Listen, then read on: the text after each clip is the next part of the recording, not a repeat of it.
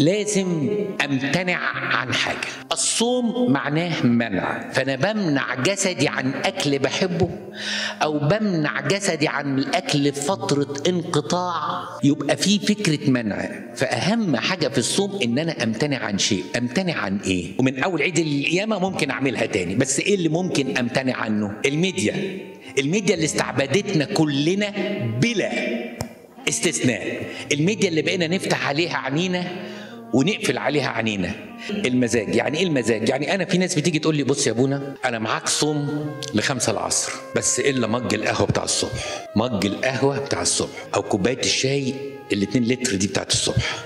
هنبتدي في اسبوع الاستعداد نقلل شويه، بس من ال40 هنمنع وهعيش من غير يا انا القهوه بقى. واول تدريب شوف انت تقدر تمتنع عن ايه من اجل الله وبتقدموا له هديه في الصوم ده.